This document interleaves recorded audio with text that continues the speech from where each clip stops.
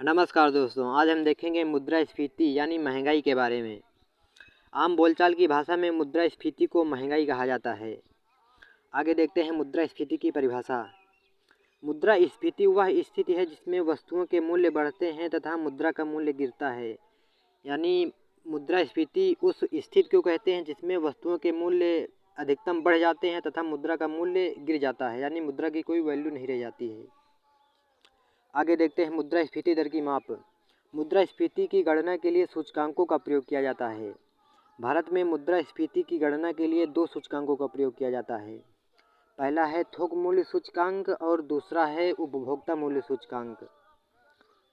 आगे देखते हैं पहला थोक मूल्य सूचकांक यानी होलसेल प्राइस इंडेक्स। इसके अंतर्गत वस्तुओं के मूल्य में होने वाले परिवर्तन को थोक बाजार के स्तर पर मापा जाता है। WPI के आंकड़ों को वाणिज्य मंत्रालय द्वारा माह में एक बार जारी किया जाता है। यानी जो WPI के आंकड़े हैं वो वाणिज्य मंत्रालय एक माह में एक बार जारी करता है। WPI की गणना के अंतर्गत एक बास्केट का प्रयोग होता है जिसमें मात्र वस्तुओं को ही शामिल किया जाता है और इसमें सेवाओं को शामिल नहीं किया जाता। इसे अंतिम रूप से 2017 में संशोधित किया गया था और इसमें 2017 में 697 वस्तुएं रखी गई थी WPI के अंतर्गत। इस बास्केट को 3 हिस्सों में वर्गीकृत किया जाता है। पहला है प्राथमिक वस्तुएं और दूसरा है विनिर्मित वस्तुएं और तीसरा है ईंधन एवं ऊर्जा। आगे देखते हैं पहला प्राथमिक वस्तुओं के अंतर्गत वर्तमान में 117 वस्तुएं रखी गई हैं जिसमें अनाज, फल, सब्जी, कपास, जूट आदि को रखा गया है।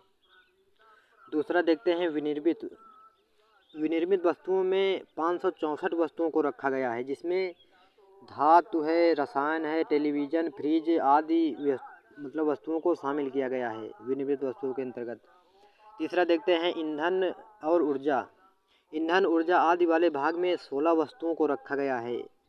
इसमें पेट्रोलियम उत्पाद, LPG, कोयला, विद्युत आदि को रखा गया है। होलसेल प्राइस इंडेक्स के अंतर्गत मुद्रास्फीति की गणना के लिए वर्तमान में आधार वर्ष 2011-12 है। यानी 2011-12 वर्ष के आधार पर WPI की गणना की जाती है। दूसरा नंबर देखते हैं उपभोक्ता मूल्य सूचकांक यानी consumer price index. Consumer price index में मुद्रास्फीति की माप खुदरा स्तर पर की जाती है। CPI में सेवाओं की कीमतों को शामिल किया जाता है। यानी कंज्यूमर प्राइस इंडेक्स में सेवाओं की कीमतों को शामिल किया जाता है। CPI फुटकर बाजार में कीमतों में होने वाले परिवर्तन को मापता है। इसे उपभोक्ताओं के जीवन निर्वाह का सूचकांक कहा जाता है।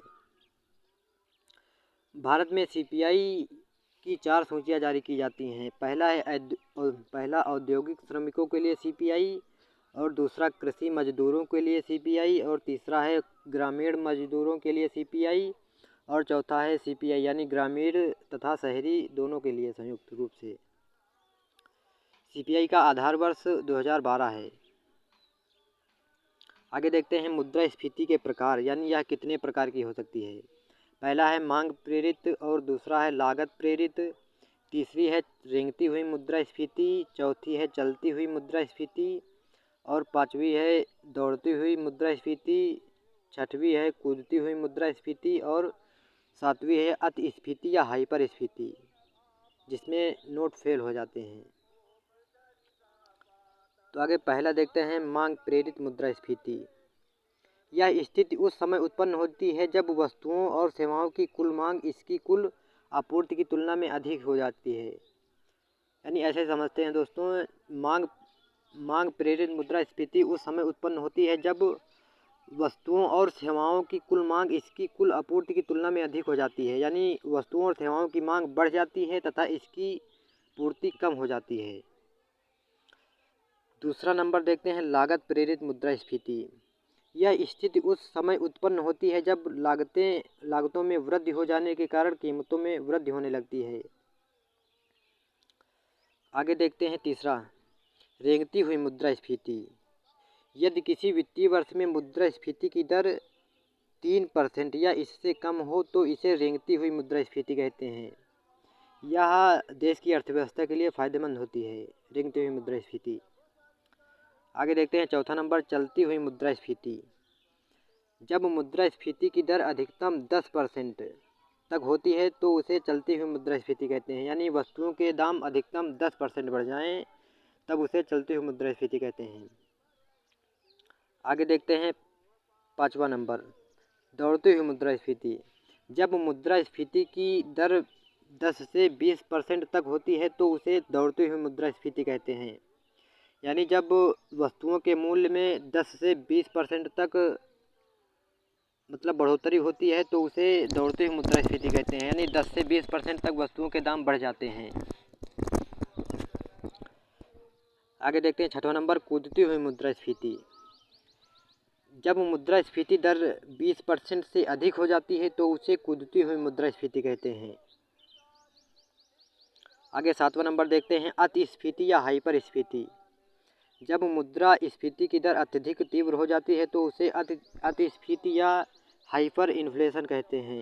यानी इसमें वस्तुओं के दाम उसमें तो परसेंट के रूप में बढ़ रहे थे, लेकिन इसमें जैसे 2 गुना, 3 गुना, 100 गुना इत्यादि इसी तरह बढ़ते हैं और इसमें मुद्रा से लोगों का विश्वास उठ जाता है और नोट फेल हो जाते हैं।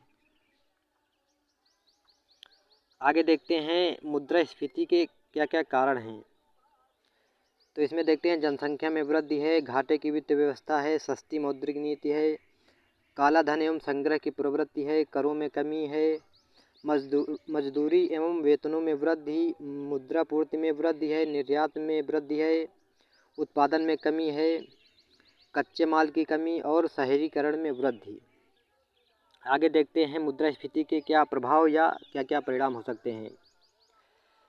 बचत एवं पूंजी निर्माण की दरों में कमी और आय में असमानता, और तीसरा है विदेशी व्यापार में संतुलन, विनियोगों पर विपरीत प्रभाव पड़ता है तथा जनता की क्रय शक्ति में कमी आती है और सामाजिक एवं राजनीतिक अराजकता फैलती है।